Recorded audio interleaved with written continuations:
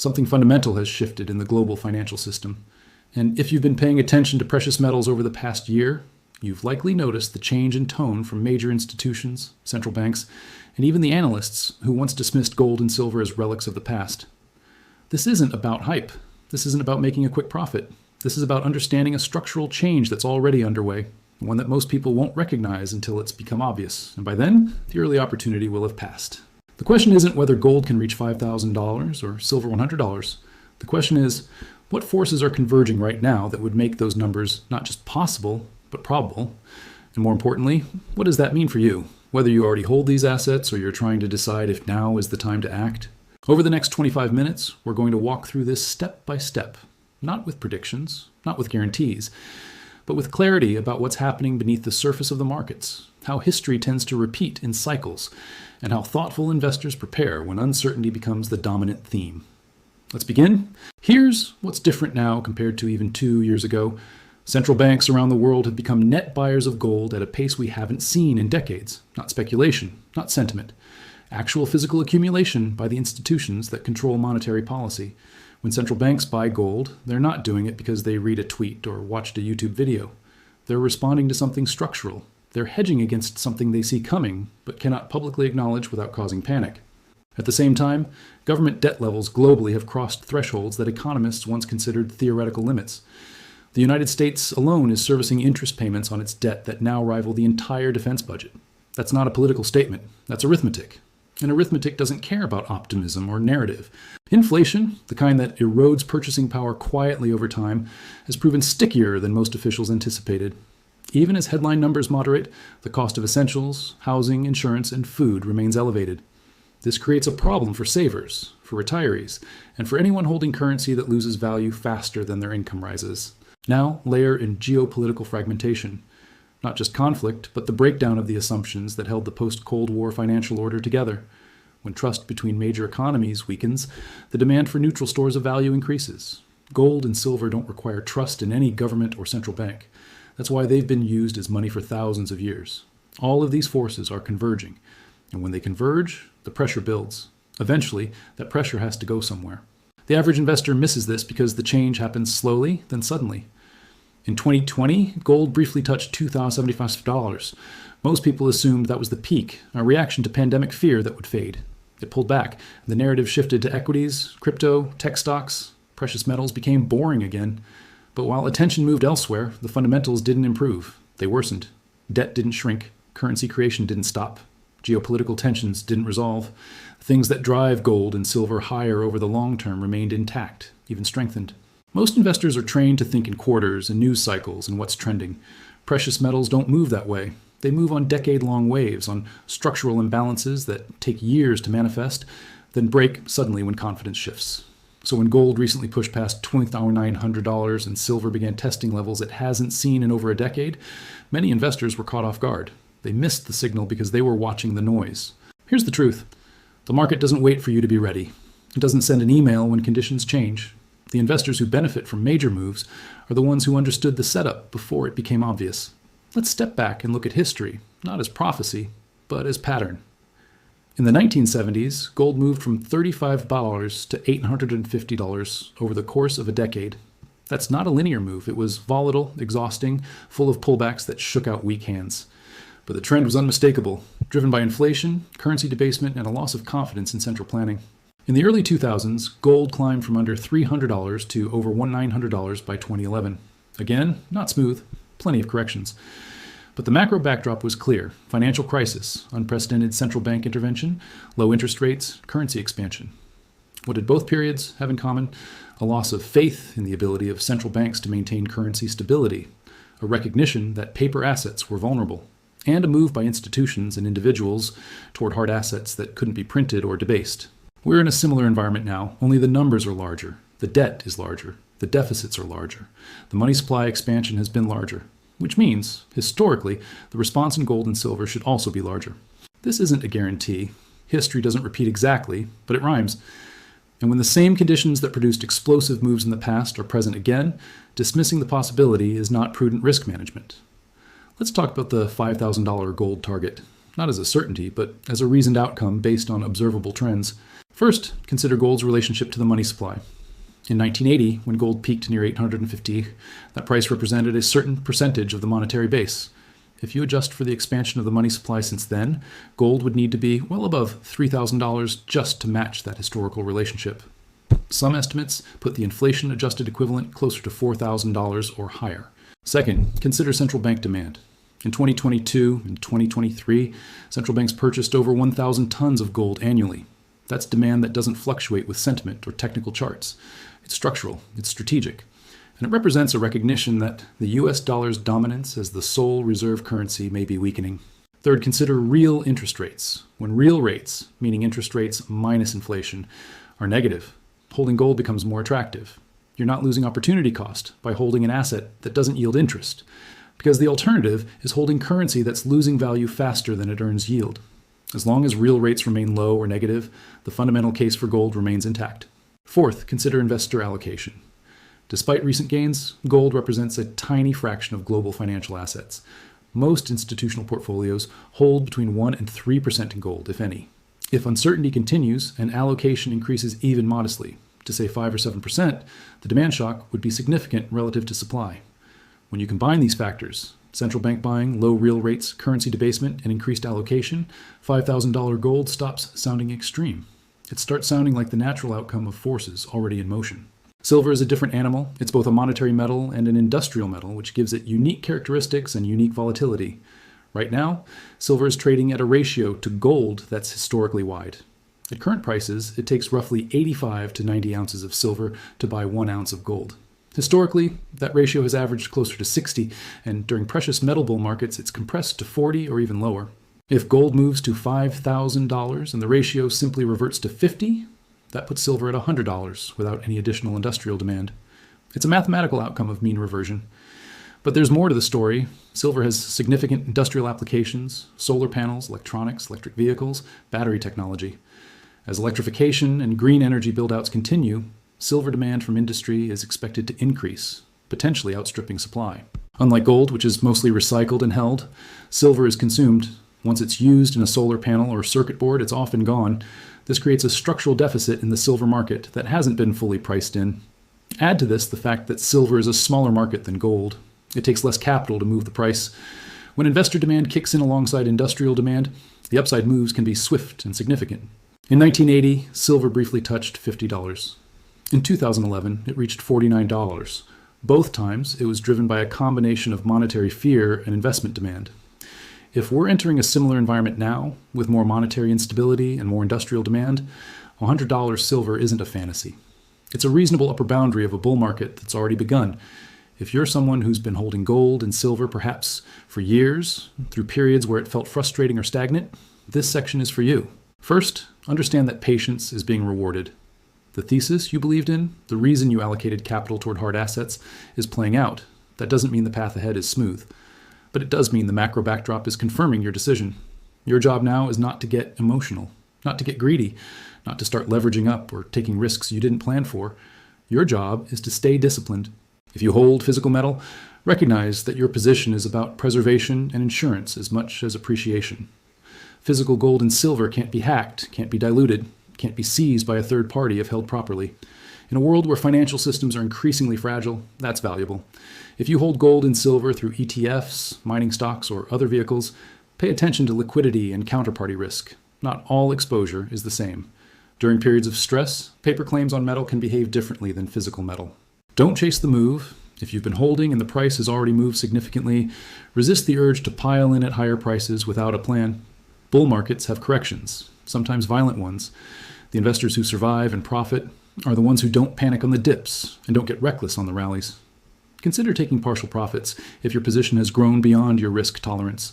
There's no rule that says you have to hold everything or sell everything. Scaling out at higher prices allows you to lock in some gains while maintaining exposure to further upside. And finally, stay educated.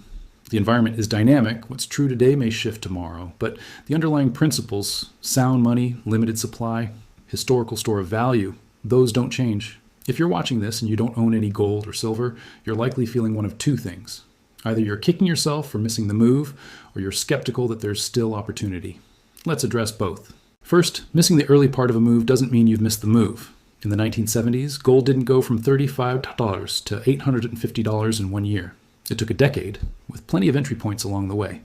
In the 2000s, the same. If we're truly in the early stages of a long-term bull market driven by structural forces, there will be volatility, pullbacks, consolidation. Those are opportunities. Second, the reason to own gold and silver shouldn't be to chase performance. It should be part of a broader wealth preservation and risk management strategy. If everything else in your portfolio, stocks, bonds, real estate, is denominated in or dependent on the strength of fiat currency, you have concentration risk. Precious metals are a hedge against that risk. That said, don't rush in recklessly. Don't put money into gold and silver that you need in the next 6 months. Don't leverage. Don't buy because of fear or FOMO. Buy because you understand the thesis and you're willing to hold through volatility. Start small if you need to.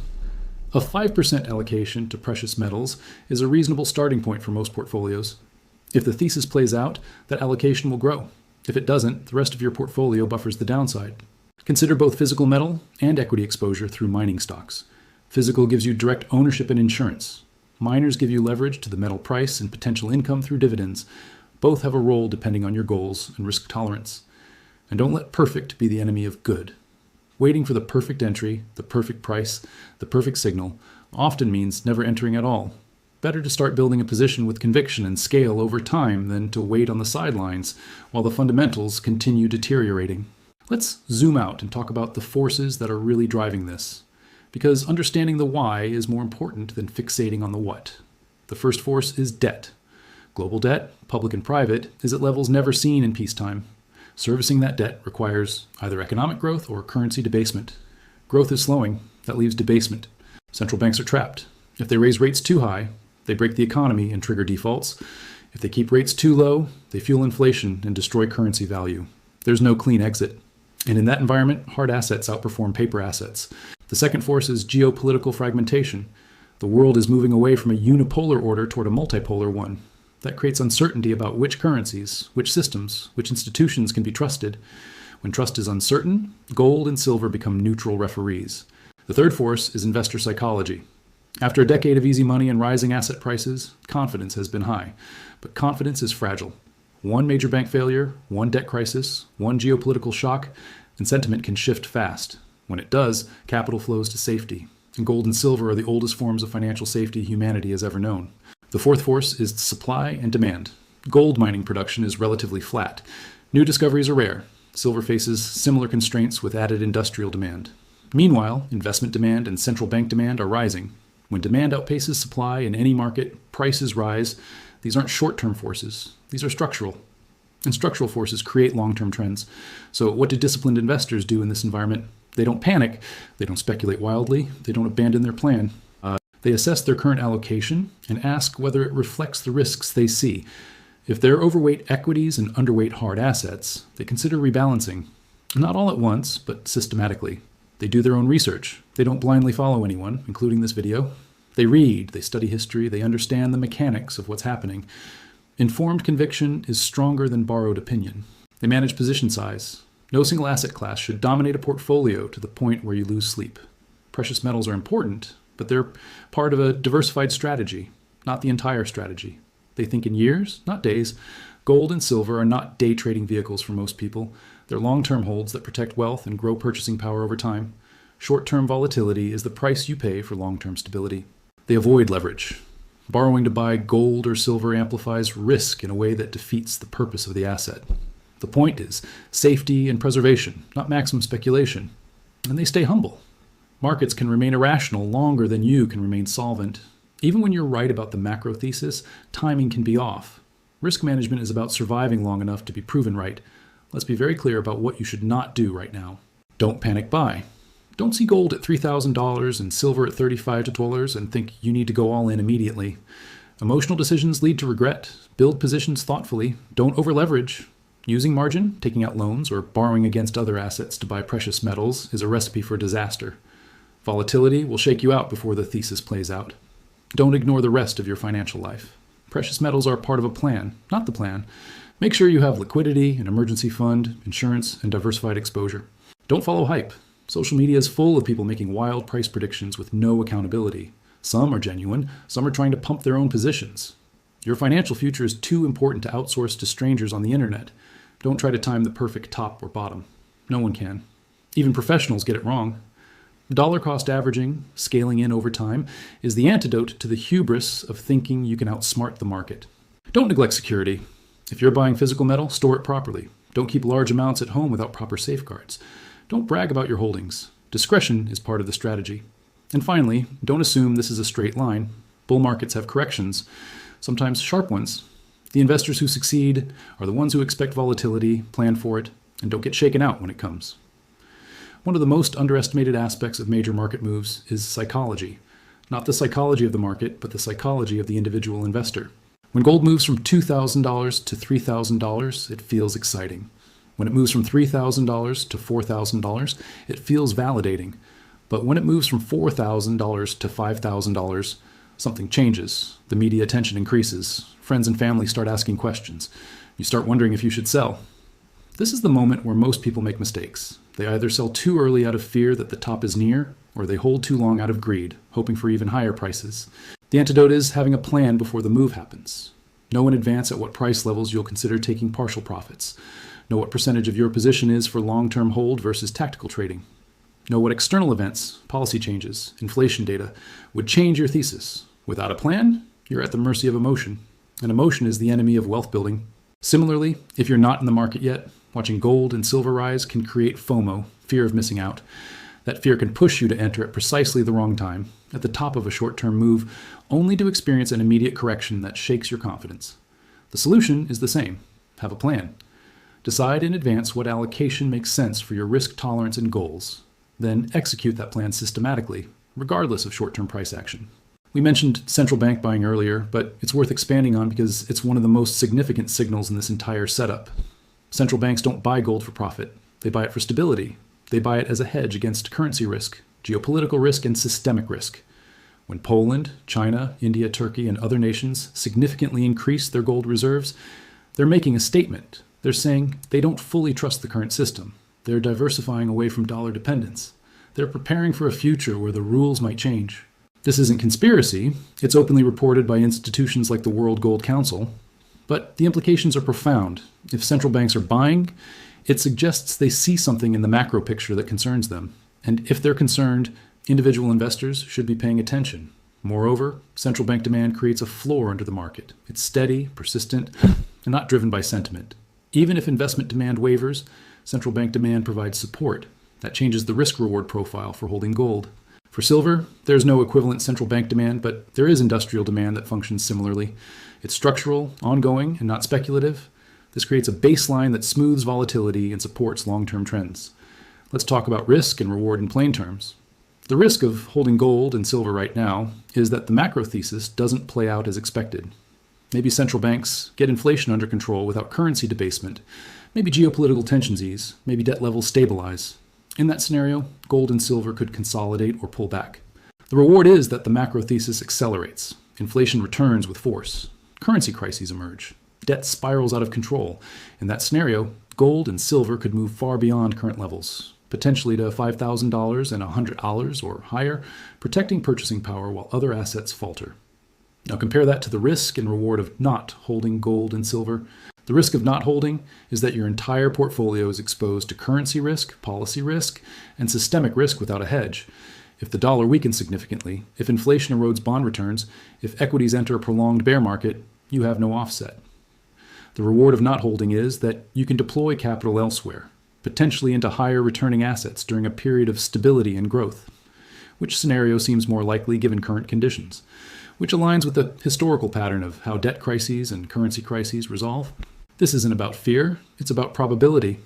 And disciplined investors allocate based on probability, not hope. One theme that runs through everything we've discussed is education. Understanding the why behind the moves, knowing the history, grasping the mechanics. The investors who thrive during major market shifts are not the ones with the most capital. They're the ones with the most knowledge and the most emotional discipline. If you're serious about navigating this environment, commit to learning.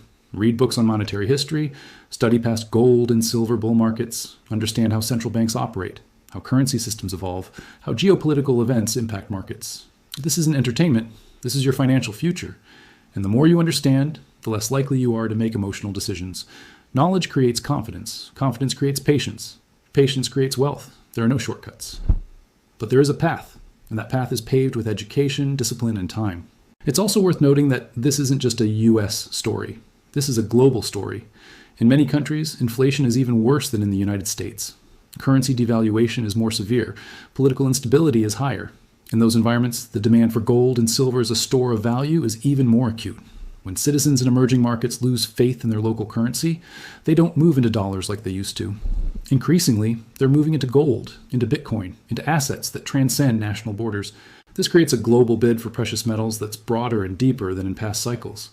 It's not just Western investors hedging portfolios, it's billions of people around the world seeking stability. That kind of demand is structural. It's not going away. And it's one more reason why the long-term trajectory for gold and silver remains positive. If gold moves toward $5,000 and silver toward $100, the path will not be smooth. There will be days where gold drops $100. There will be weeks where silver falls 15%. There will be headlines about bubbles, about tops, about the end of the run. Your job is to tune out the noise and focus on the fundamentals. Are central banks still buying? Is debt still increasing? Are real rates still low? Is geopolitical uncertainty still elevated? If the answers are yes, the thesis remains intact. Short-term volatility is just that, short-term. The investors who profit from major moves are not the ones who avoid volatility. They're the ones who expect it, prepare for it, and use it to their advantage by adding to positions when others panic.